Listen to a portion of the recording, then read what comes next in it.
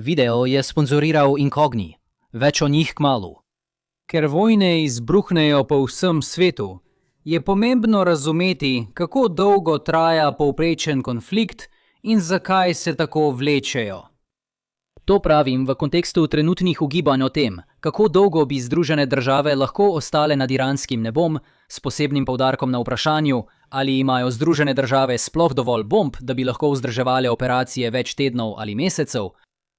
Vojna med Rusijo in Ukrajino je pred kratkim presegla 4 leta. To je že samo po sebi zanimiva novica, vendar menim, da jim medijska razprava ni dala ustreznega zgodovinskega konteksta. Le redke meddržavne vojne trajajo tako dolgo. Na primer, že smo presegli 3 leta, 8 mesecev, 3 tedne in 5 dni pacifiške vojne med Japonsko in Združenimi državami kot del druge svetovne vojne. Kot tudi 3 leta, 10 mesecev, 2 tedna in 2 dni vzhodnega bojišča med Nemčijo in Sovjetsko zvezo. Večina meddržavnih vojn traja veliko manj kot 2 leti. In tudi to je pretirano, saj se velika večina konfliktov med državami konča, še preden utrpijo dovolj žrtev, da bi lahko ustrezno dejanje imenovali vojna. Hurra za pogajalske rešitve in dejanske posebne vojaške operacije. Ukrajina in Rusija sta že 4 leta v vojni, čeprav nerednih spopadov v vzhodni Ukrajini od leta 2014 niti ne štejemo. Tako se nam poraja naravno vprašanje. Zakaj?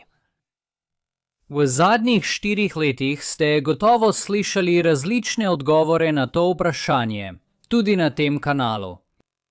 Vendar pa želim danes raziskati vidik tega, ki ga doslej še nihče ni ustrezno raziskal. To trditev izrečem samozavestno, ker naj bi bil moj akademski alter ego strokovnjak za to področje. Literaturo o tej temi naj bi poznal tako dobro, da bi lahko napisal učbenik. Poleg tega pa je moral za objavo preskočiti zabavno oviro, znano kot recenzija. Tisti alter ego je dejansko profesor in dejansko teoretik iger.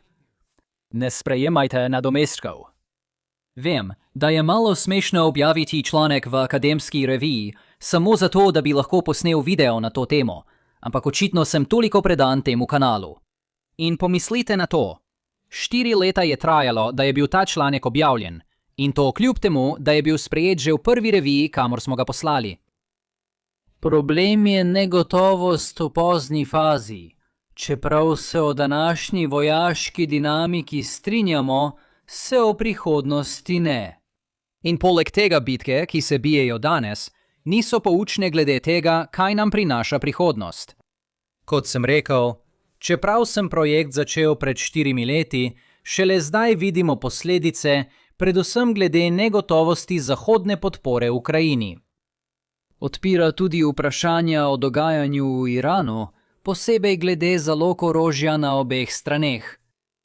Poglobimo se v problem in preverimo, kaj to pomeni za prihodnje vojne. Si že kdaj preveril, katere tvoje zasebne informacije so javno dostopne na internetu? To mi pogosto povzroča nelagodje. In to ni situacija, v kateri bi želel sklepati poravnavo s svojim nasprotnikom. Ne želiš pripeljati težkokategornike. Tukaj nastopi sponzor današnjega videa, Incogni. Amaterji preučujejo taktike, profesionalci pri Incogni pa logistiko, da motijo dobavno verigo podatkov, zmanjšujejo digitalno sled in možnosti, da vas izsledijo ali uporabijo vaše podatke za posojila. Incogni zdaj ponuja neomejen paket, ki omogoča po meri zahtevano odstranitev podatkov z katerekoli navedene spletne strani. Za vračilo osebnih podatkov obiščite incogni.com poševnica William Spaniel in uporabite kodo William Spaniel za 60% popust na letni paket. Še enkrat hvala Incogni za sponzorstvo današnjega videa. Poglejmo nazaj k našim koreninam, liniji na zemljevidih.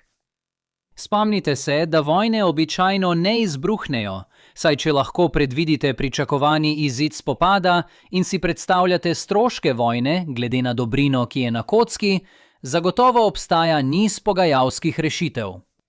Vsaka taka rešitev je za obe strani boljša kot spopad. Eden od razlogov za propad pogajanj je, če ima ena stran zasebne informacije, da bo dosegla boljši izid, kot pričakuje druga stran v primeru vojne. Na primer, Ukrajina je imela ironično boljšo predstavo o notranjih težavah, s katerimi se bo soočila ruska vojska, kot pa jo je imel Kremelj. Ali pa morda danes Iran dvomi, da bi ameriške zaloge zdržale dolgo, čeprav so te zaloge v resnici precejšnje. Mnogo mojstrov linij na zemljevidih je proučevalo, kako vojna reši ta problem. Boj bo pokazal pravo ravnotežje moči med stranema. Če Kremelj opazi, da njegovi tanki ne morejo preprosto do Kijeva, bo spremenil pričakovanja o koncu vojne. Še bolj subtilno pa je pomenljivo tudi dejstvo, da je druga stran zavrnila prvotno ponudbo. Vojna je draga in tvegana. Nasprotnikova zavrnitev kaže na to, da je bil pripravljen prevzeti te stroške in tveganja. Šibkejša država teh stroškov in tveganj ne bi prevzela. Pametne države lahko razvijajo predloge, ki postopoma ponujajo več koncesij, ko se bitke odvijajo in nasprotnik preživi do te točke. Šibkejše nasprotnike lahko odvrnemo od hlinjenja moči, saj s tem prevzemajo večje tveganje. Bojevanje pomeni učenje. To zbliževanje pričakovanj, razkrivanje informacij in verodostojno signaliziranje zasebnih informacij je glavni razlog, zakaj se večina vojn konča precej hitro. In to ustvarja dodatno uganko, zakaj Rusija in Ukrajina še naprej bijeta vojno. Vse zasebne informacije ne delujejo enako. Omenil sem možno težavo z iransko negotovostjo glede ameriških zalog. To se strukturno razlikuje od zasebnih informacij o moči ruske invazijske sile. Vprašanje zalog je bližje negotovosti Rusije glede dolgoročne podpore Zahoda Ukrajini. Osredotočimo se na to. Putin je pričakoval, da bodo države NATO vojno v Ukrajini sprva dojemale kot nujno težavo, a bi jih to hitro minilo. Čez nekaj let bi Zahod na koncu izgubil zanimanje za konflikt. Ukrajina, ki bi ostala sama na geopolitičnem otoku, bi nato klonila pod težo ruske vojske. Ta predpostavka se od prejšnje razprave o bojevanju in učenju razlikuje po tem, da se neposredno učenje lahko zgodi le v prihodnosti. Če Kremelj nima nobenega dvoma, da bo NATO podpiral Ukrajino, recimo v prvem letu invazije, potem opazovanje, kako NATO podpira Ukrajino v prvem letu invazije, Kremlju neposredno ne pove ničesar o tem, kaj se bo zgodilo na dolgi rok. Prejšnje delo na tem področju je predpostavljalo, da vir osnovne negotovosti enako vpliva na to, kako potekajo današnje bitke, kot tudi jutrišnje bitke. Zato sem želel izvedeti, kaj bi se zgodilo v nasprotnem primeru, kjer obstaja le negotovost v pozni fazi. Posledice niso dobre. Žal proces takšnega približevanja ni mogoč. Tukaj je logika. Predstavljajte si, da bi zdaj ponudil manjši znesek, da bi izločil šibkejši tip.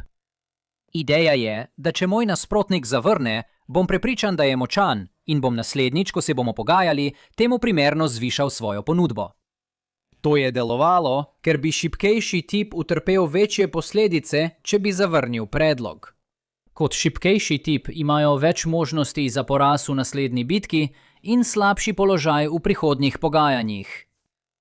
Zato so lahko našli predlog, ki bi ga močnejši zavrnil, šibkejši pa sprejel.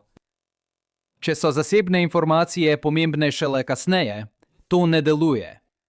Odsotnost neposrednega učenja pomeni, da postane tudi posredno učenje nemogoče. Če močnejši se želi zdaj boriti za večjo ponudbo kasneje, si tega želi tudi šibkejši. Končni rezultat je, da če se vojna začne, se bo boj nadaljeval vsaj del časa, dokler ne pridete do faze, kjer obstaja pomembna razlika med izidi na bojišču za močnejši in šibkejši tip. To niso dobre novice za dogajanje v Iranu. Vkolikor je nesoglasje o tem, kako dolgo lahko ZDA vzdržujejo operacije, vzrok za spopade, pridobivanje teh informacij ni lahko. Relativno dobro založene ZDA se ne morejo bojevati le nekaj tednov in pričakovati, da bo Iran popustil. Če bi Iran uporabil to strategijo, bi ZDA, ki niso tako dobro založene, zlahka blefirale z močjo, kar bi lahko povzročilo daljši konflikt. A skoraj zagotovo ne bo tako dolg kot vojna v Ukrajini.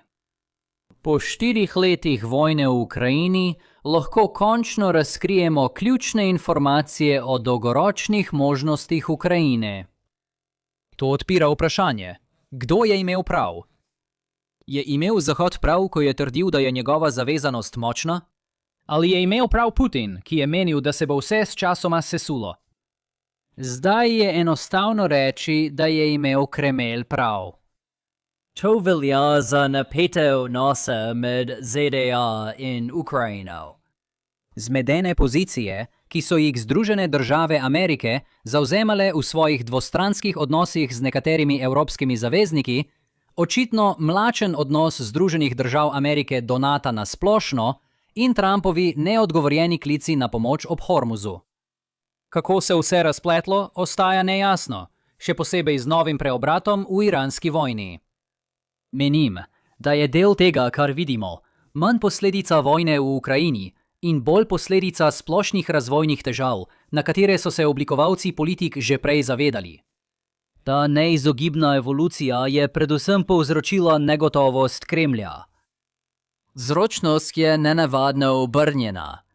Vojna teh dogodkov ni povzročila. Prav pričakovanje teh dogodkov je sprožilo vojno prek prej omenjene negotovosti. Prepričan sem, da v Bruslju menijo, je izbira trenutka slab. Bilo bi lepo, če bi rasne težave reševali za zaprtimi vrati Severnoatlantskega sveta, namesto pred javnostjo, ki jo vse bolj zanimajo politike NATO. Takšno je življenje. Sprememba, na katero se sklicujem, pomeni prenos bremena evropske varnosti na evropske države, da se lahko ZDA bolj osredotočijo na Kitajsko, glavnega tekmeca 21. stoletja. To neizogibnost je nekdanji generalni sekretar NATO, Jens Stoltenberg, občutil že kot mlajši ob obiskih nastajajoče Silicijeve doline. Čutil je, kako se teža sveta seli iz Atlantika v Pacifik. Nato je Kitajsko v sklepnih izjavah na vrhu prvič omenil šele leta 2019. Minili sta še 2 leti, preden je zavezništvo zavzelo resnejše politično stališče do Kitajske. Nato je danes v čudnem položaju. Obstaja razlog, zakaj so ljudje v 90. letih prejšnjega stoletja nanj gledali kot na ostanek hladne vojne. Bil je ustvarjen, da obdrži Sovjetsko zvezo zunaj Evrope. Sovjetske zveze ni več, zato zavezništvo ni več potrebno. Nato je s časoma ponovno pridobil svojo vlogo kot branilec zahodnih liberalnih vrednot. To je nerodno. To je regionalno zavezništvo s svetovnim ciljem. Pogodba NATO omejuje članstvo na Severno Ameriko in Evropo, kar je razvidno že iz njenega imena. Prav tako omejuje zaščito po členu 5 na območje Severnega Atlantika. Celo Havaji niso zajeti v zaščito po členu 5. Če jutri pride do Pearl Harbor 2.0, lahko pričakujete le nekaj posvetovanj sveta po členu 4. Sumim, da bi danes povprečen predsednik ZDA poskušal vzpostaviti globalizirano zavezništvo z ideološko sorodnimi državami, kot so Japonska, Južna Koreja, Avstralija in Nova Zelandija. Pozabite na NATO. Potrebujemo organizacijo pogodbe o Pacifiku, oceanskih ozemljih in Atlantiku. Na kratko, POTATO. Novo zavezništvo bomo poimenovali Krompir. Generalni sekretar ni potreben. Nova vloga Marka Rutte je lahko gospod Krompirjeva glava. V redu, morda pa ne. Generalni sekretar NATO je vse pogosteje usklajeval z indo-pacifiškimi partnerji, ne pa vodil Krompirjev svet. Del tega so potovanja v te države za razprav o vojaških zadevah. Del tega je tudi to, da delegacije iz teh držav prebivajo v starem sedežu NATO, ki je prav čez cesto od nove stavbe. To je zato, ker je največja grožnja NATO v 21. stoletju usklajen napad. Kitajska napada partnerje v Indo-Pacifiku, medtem ko Rusija izvaja operacijo ob vzhodnem krilu NATO. Združene države, ki imajo interese na obeh območjih, niso sposobne vojne na dveh frontah in morajo sprejemati težke kompromise. Že zdaj so vidni namigi na ta problem, saj Pentagon skuša obvladati naloge v Iranu. Iran je majhen v primerjavi s Kitajsko ali Rusijo. Glede na situacijo in geopolitične realnosti, je bilo prehodno obdobje, v katerem Evropa prevzema glavno odgovornost za varnostne zadeve na celini, vedno težko. Videli ste, kako so administracije poskušale prepričati Evropo k večji porabi, a z minimalnim uspehom. Ko je administracija sprejela odločitev za prehod, je bilo neizogibno, da bodo nekateri zavezniki ta korak vseeno zavrnili. To je povzročilo notranje spore v NATO, ravno ko javnost bolj spremlja politiko v Bruslju. Javnost vidi disfunkcionalno zavezništvo. Nekatere evropske države imajo Združene države za nezanesljive, medtem ko te skušajo Evropo prepričati o svoji zanesljivosti, a z manj pomoči kot prej. Žal javnost nima širšega konteksta zgodovine zavezništva. Takšni prepiri niso novi. Pravzaprav je nova le zunanja pozornost, ki jo to prejema. Lahko podležemo skušnjavi in si NATO predstavljamo kot idealno zavezništvo popolne harmonije med partnerji za višji cilj. Resničnost je, da kljub soglasju o ciljih zavezništva, ostajajo nesoglasja o delitvi bremena za njihovo dosego. Če mislite, da je danes situacija slaba, spomnite se, da je Francija nekoč za desetletja zapustila integrirano poveljstvo NATO, saj ni zaupala Washingtonovi zavezi za obrambo Evrope. To je edini razlog, da je sedež NATO danes v Belgiji, prej je bil v Franciji. Se spomnite, ko sem omenil trske vojne med Združenim kraljestvom in Islandijo v sklopu razprave o njihovem posebnem varnostnem odnosu? Kar razlikuje NATO od drugih zavezništev, je to, da je v primerjavi z drugimi precej dober pri reševanju teh vprašanj in doseganju soglasja. Družinska fotografija na vsakem vrhu ima globlji pomen. Družine se lahko prepirajo, vendar ostanejo družine. Zdi se nelogično. Alternativa temu javnemu prepiru je razpad zavezništva, kot se je zgodilo mnogim ob težavah. Konflikt je sprejemljiv, če imaš 32 veleposlanikov, ki ga želijo rešiti. Zato ta stavba obstaja. Z vidika Kremlja glede vojne je glavna ugotovitev ta, da je Evropa v bistvu zapolnila vrzel v ameriškem financiranju vojne in skorajda ni nobenih znakov, da bi se to financiranje kmalu končalo. Ali to zdaj odgovarja na vprašanje Kremlja, ali bo NATO dolgoročno zavezan Ukrajini? Ne vem. To vprašajte ljudi, ki delajo za zidovi Kremlja. Če več kot 4 leta podpore ni dolgoročno, potem res ne vem, kaj je. Hvala Incogniju za sponzorstvo videa. Obiščite incogni.com, pošiljka William Spaniel, za odlično ponudbo zaščite. Če vam je bil video všeč, všečkajte, delite in se naročite. Se vidimo naslednjič. Pazite nase.